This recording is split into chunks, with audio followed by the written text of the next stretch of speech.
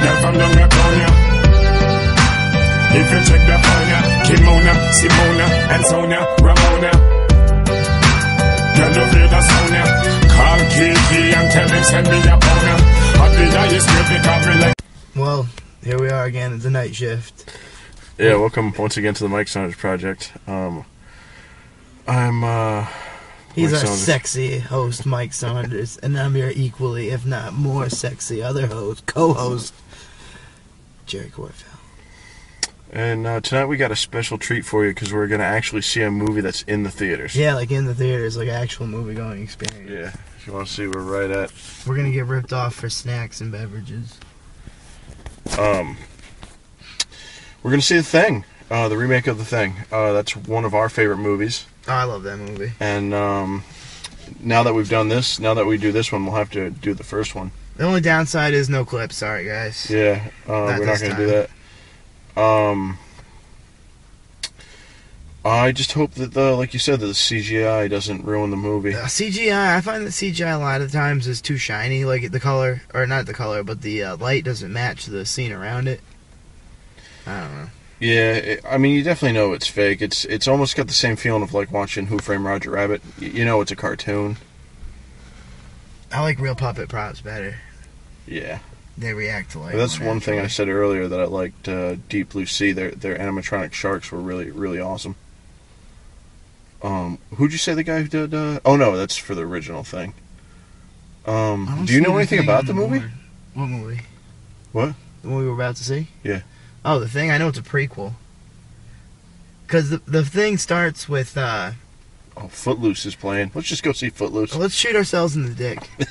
But anyway, on the movie we're gonna see... Is it What's Your Number?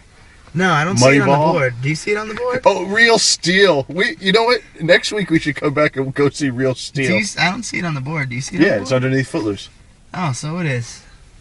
You know what Real Steel is? Yeah, it's Rock'em Sock'em Robots, the movie. Yeah. With your favorite and my favorite Wolverine, Hugh Jackman. Yeah, it's a prequel. Oh, it is? The Thing's a prequel? Yeah, because there was the way the first Thing opened up in the 1980s film was excuse me, it's late here on the night shift. It's like 9 o'clock. It's late for me. I woke up at 5. But so they're in Antarctica. It's an American research base. There's a bunch of people there. Blah blah blah blah blah. So one day this dog comes running through the barren wasteland, and there's a helicopter chasing it, shooting it. They shoot the dog escapes. The helicopter goes down. They're from a neighboring base, a Norwegian base, and then that's where the Thing originated from. So this is before the Kurt Russell film. And that's pretty much it. That's all the information I'm gonna give. If you want more information on the Thing, see the first one. All right. Well, I guess we're gonna go inside and watch this movie. Movie time. Movie time. Oh, we're pretty early. It's a 9:45 and it's 9:20. Here, right? Yeah. We can waste some time here. All right.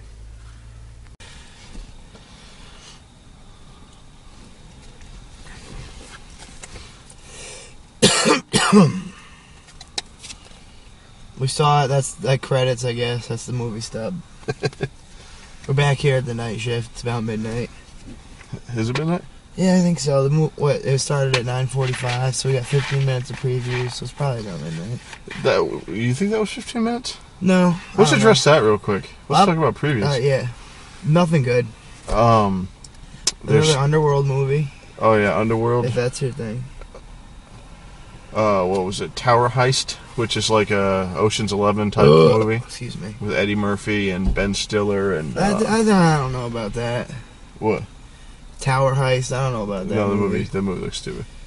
What else did they show us? How about that? What was that? Remember that weird farm commercial? Oh yeah. What the fuck was like that? I think it was trying to get me to go green. Was it? I was really confused. The impression I got is they want me to buy local meats and produce. But one thing I noticed in that commercial is they showed an awful lot of cattle and pigs, but not a whole lot of grazing land.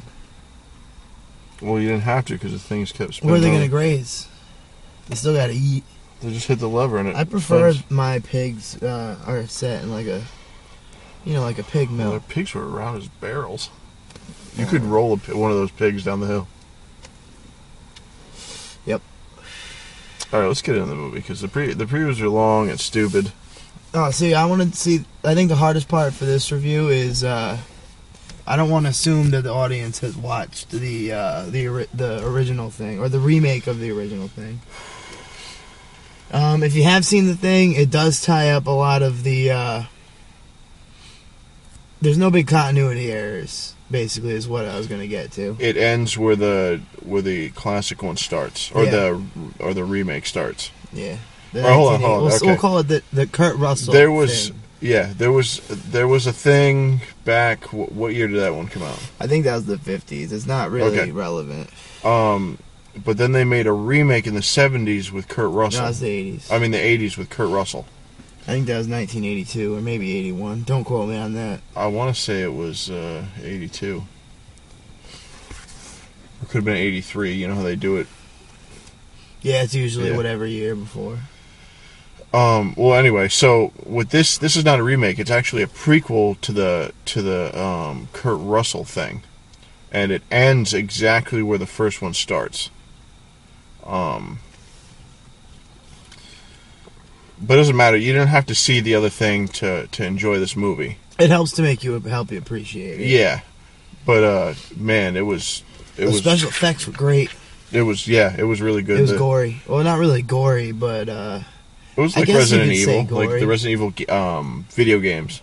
Yeah, you can tell they drew inspiration from the thing. I mean, obviously not this one, but the original. Spontaneous mutation. Getting right into the creature of the thing, it's neat how the thing, like what I said in the theater, is it seems like its reproduction is the same thing as eating because of the things it does when it eats. Like sometimes it seems really personal, like sensual almost. Yeah. I wish we could show you clips. Yeah, no, because there'd have been about 6 clips I would have thrown in there. There's this great scene where they're all in a room and they're trying to figure out who the thing is, and the thing is revealed, and it starts whipping around. It's a guy on the ground and one tentacle just whipping around, and it's like blowing holes through people. It impales this guy through the middle, and he's wounded. He's trying to back up away from it, and it crab walks on top of him. And then it starts like rubbing its face all sensual like against. I really wish we could show you a clip. Yeah.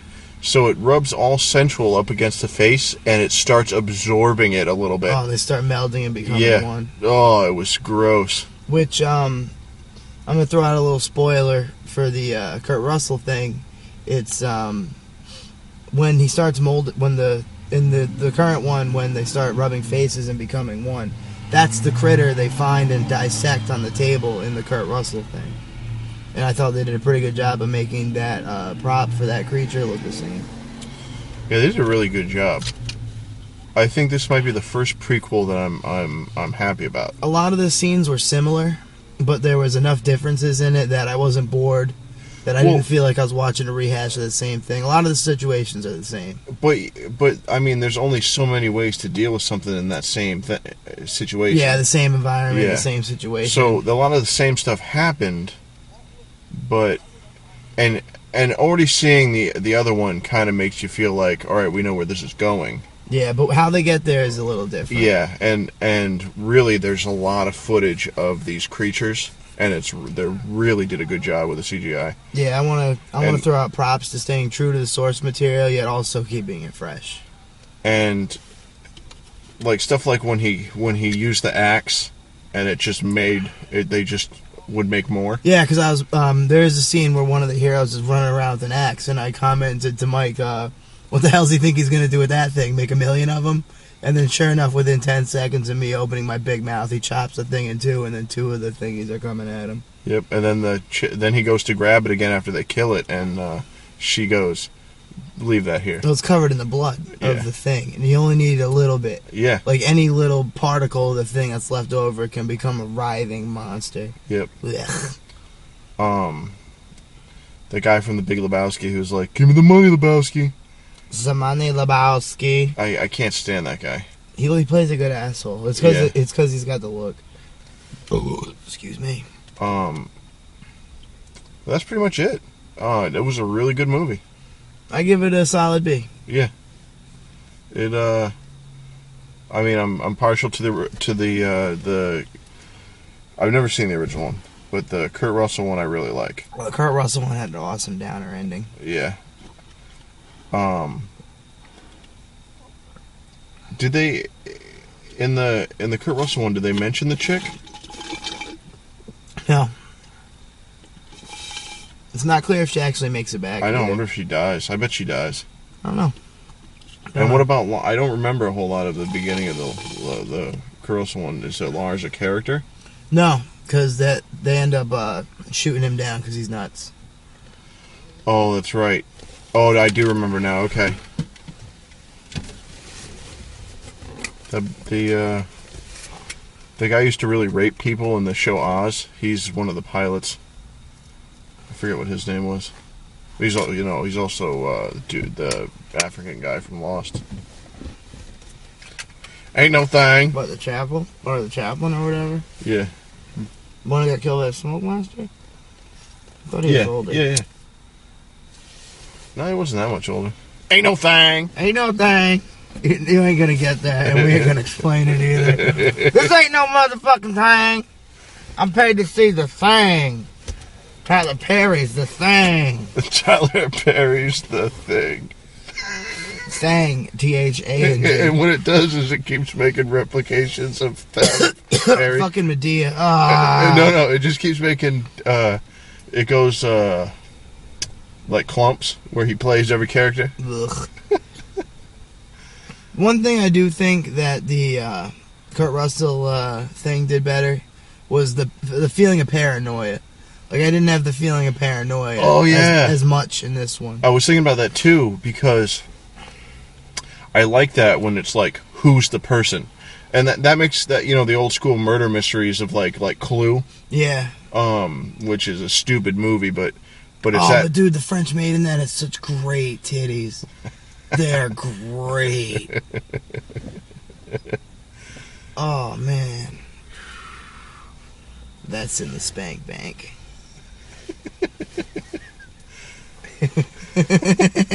Nothing in the thing, though. Ugh, it's all writhing tentacles and spikes. Ugh. Oh, one thing I will give to the thing in this one, way deadlier. It just sees you and fucks you up.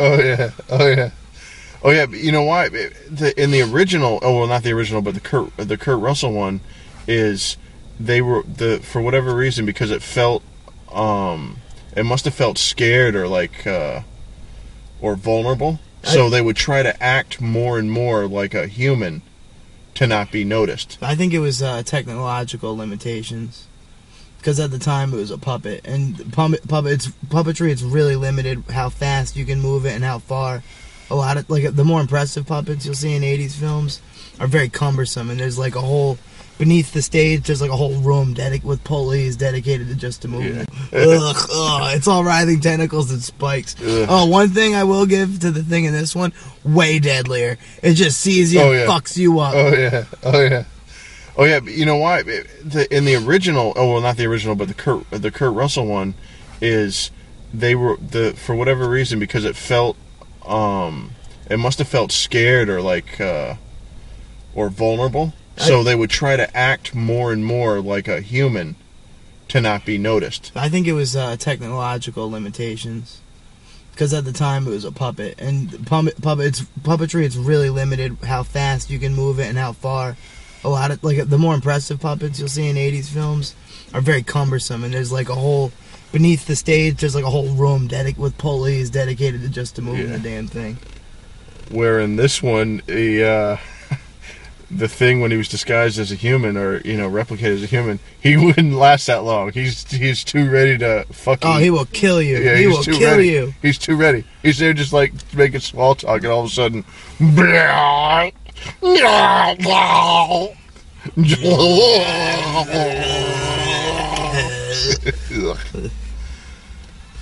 I'd give it a second or maybe even a third viewing. I think it'd be cool to watch them back to back.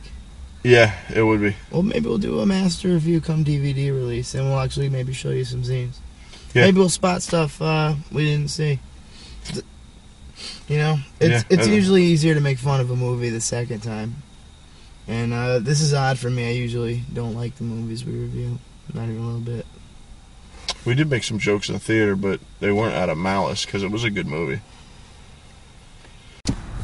Captain's log, supplemental.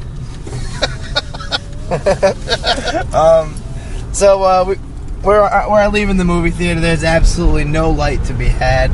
So you're gonna have to stare at this. I'm gonna move this. It's fucking where we are. Do they not like street lights? I guess. Yeah, the only light I'm getting is the light reflecting off the screen of it, and I literally have to put it this close to my face. I like that. That's good. I like that. Oh, excuse me. So anyway, we just finished the review, and we decided we ended up started talking again, and we were talking about how what were we saying about the music? Yeah, there's no you know, movies will put music in at parts where dramatic purposes. The only time there was ever really music was you know, your standard horror music fare where it's just a couple ominous notes, and then music that the characters are actually either listening to or playing. And I like when movies do things like that because it doesn't take you out of the film. You know what I'm saying? It makes it, what's the phrase I'm looking for? It doesn't break the fourth wall. It doesn't admit that it's a movie. What was that scene where you made that comment? At the very beginning, because it opened up with a bass line just boom, boom, boom, boom. Oh yeah, that original Dawn of the Dead kind of. Well, that bass line is actually in the original. It opens and closes with it. And then anytime they show an outside shot, they also use it. I like what they did in the credits too, where they kept flashing the credits and going back to the scene. I can't even see. I'm not gonna bother. That's fine. Yeah, it really filled in because when they cut to credits, it seemed like they were gonna leave a couple plot holes open, and they closed them up pretty tight. They wrapped up all the plot holes very nicely, and that's a big thing of mine. I don't like when a movie just ties it all together in a slapdash way. I like when it actually makes sense in a nice pace. This movie did all that. And going back to the sound effects that the thing made itself were the same as the ones from the Kurt Russell one. And I like that a lot. The more they keep the same, the better. That real moist sound. Ugh. It's all whip and fury, man.